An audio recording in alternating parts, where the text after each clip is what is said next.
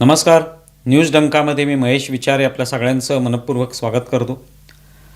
मित्रांनो, 2018मध्ये कोरेगाव भीमा या ठिकाणी दंगल सदृश परिस्थिती निर्माण झाली होती आणि त्यानंतर आपण पाहतोय आत्तापर्यंत या सगळ्या वादावर फेसबुक म्हणा किंवा वेगवेगळ्या सोशल मीडियामध्ये हा सगळा घटनाक्रम जो आहे त्यावरून वेगवेगळे वाद निर्माण केले जातात, वेगवेगळ्या कथा सांगितल्या जातात, वेगवेगळ्या कहाण्या रचल्या जातात. त्यातून मग जातीवाचक शिवीगाळ केली जाते.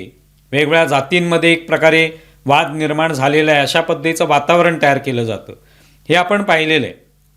आणि त्याच्यात प्रमुख कारण होतं ते म्हणजे छत्रपती संभाजी महाराज यांच्या मृत्यूनंतर किंवा औरंगजेबाने त्यांची हत्या केल्यानंतर त्यांच्या मृतदेहाचं काय झालं, त्यावर अंत्यसंस्कार झाले का, किंवा काही ठिकाणी म्हटलं तर त्यांच्या शरीराचे तुकडे केले गेले, ते तुकडे कोणीतरी शिवले आणि त्यानंतर त्यावर अंत्यसंस्कार केले.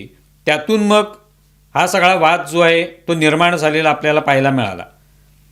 आणि तेव्हापासून 2018पासून सातत्याने सोशल मीडियावर या संदर्भात कोणीही त्याला मनाला वाटेल तशा पद्धतीने कथा ज्या आहेत त्या सांगत राहिला, त्या फॉरवर्ड करत राहिला, तर त्यातून या सगळ्या प्रकरणाचा एकूण विचका झालेला आपल्याला पाहायला मिळतो.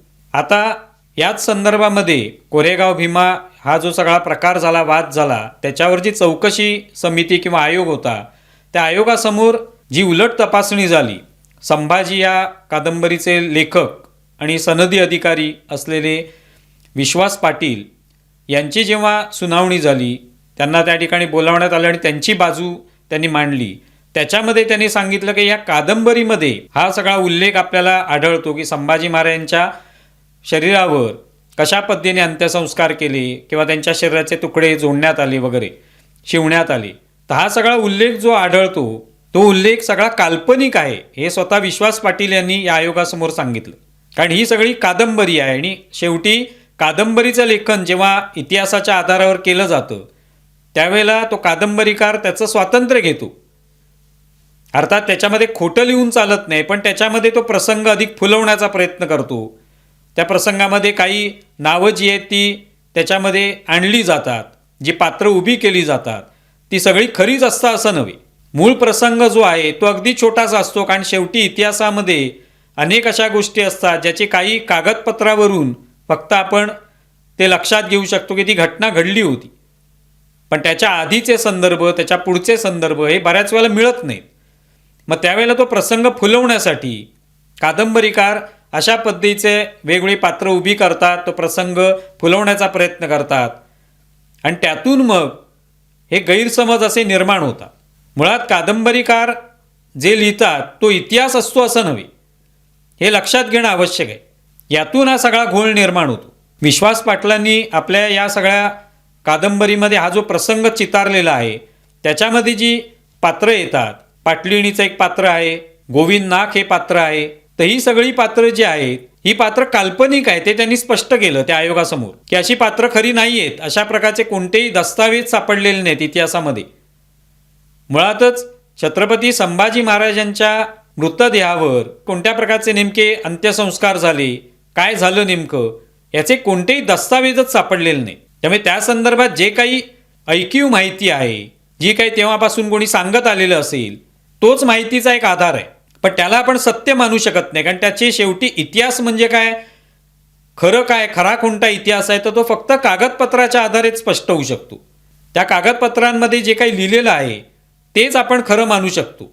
ते वेगवेगळ्या भाषांमध्ये असू शकतं, ते सगळं पडताळणी त्याची करावी लागते आणि त्यातून आपल्याला ते सत्य समोर येतं.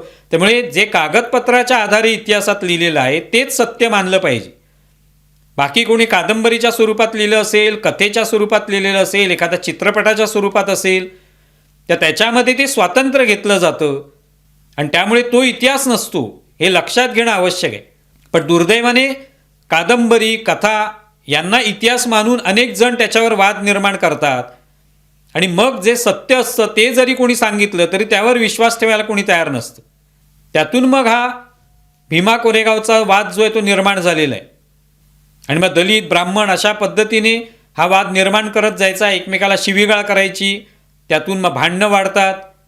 सोशल मीडियावर कोणत्याही प्रकारची भाषा जी आहे ती वापरली जाते. त्यासाठी जी इतिहासावर आधारित, तथ्यांवर आधारित, कागदपत्रांवर आधारित, दस्तावेजांवर आधारित जी पुस्तकं असतील, ज्याला ते संदर्भ दिलेले आहेत, त्यालाच मान्यता दिली पाहिजे. त्याचं वाचन आपण करणं आवश्यक आहे.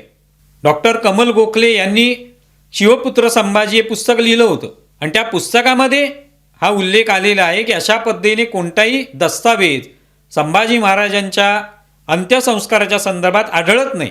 जी काही माहिती थोडीफार ऐकीव आहे ती केवळ ऐकीव आहे. ती कुठेही त्याचे पुरावे लिहिलेले नाही आहेत.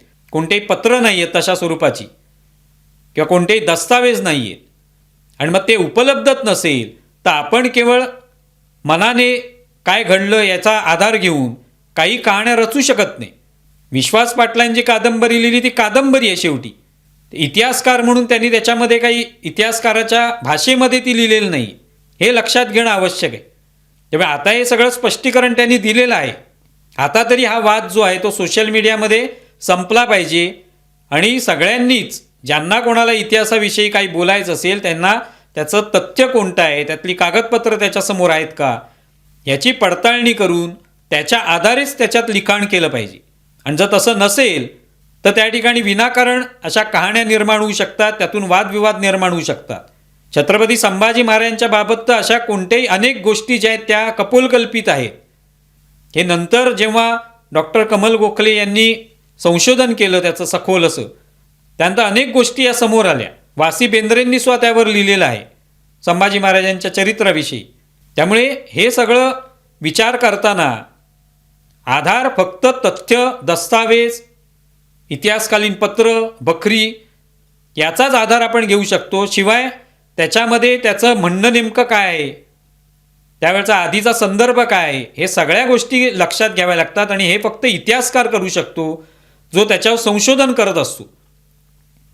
सर्वसामान्य माणूस हा अशा पद्धतीने इतिहासाचा स्वतःला पाहिजे तसा अर्थ लावू शकत नाही. तेव्हा या गोष्टी लक्षात घेणं आवश्यक आहे. आणि म्हणून विश्वास पाटलांनी हे जी काही उलट तपासणीमध्ये स्पष्ट केलेलं आहे, ही सगळी पात्र काल्पनिक होती, ज्याच्यावरनं भीमा कोरेगावचा सगळा वाद निर्माण झाला आणि अजूनही तो खतखतताना आपल्याला पाहायला मिळतो. तर त्याच्यावर आता पडदा पडला तर योग्य आहे. आणि जर कोणाला खरोखरीच त्या संदर्भात माहिती असेल, माहिती हवी असेल, तर त्यांनी इतिहासातले दाखले हे तपासून बघावेत, ती पुस्तकं वाचावीत, त्याविषयी संशोधन करावं, ती खराखुरा ज्यांनी इतिहास लिहिलेला आहे ती पुस्तकं तपासावीत आणि त्यातून ती माहिती गोळा करावी. मात्र कोणत्याही निष्कर्षापर्यंत केवळ ऐकीव माहितीवर येऊ नये, हाच याच्यामागचा धडा आहे असं आपण म्हणू शकतो. तुम्हाला सगळा विषय कसा वाटला आहे जरूर कळवा. आमचा व्हिडिओ जास्तीत जास्त लाईक करा, शेअर करा आणि आमचे यूट्यूब चॅनल सबस्क्राईब करा. धन्यवाद.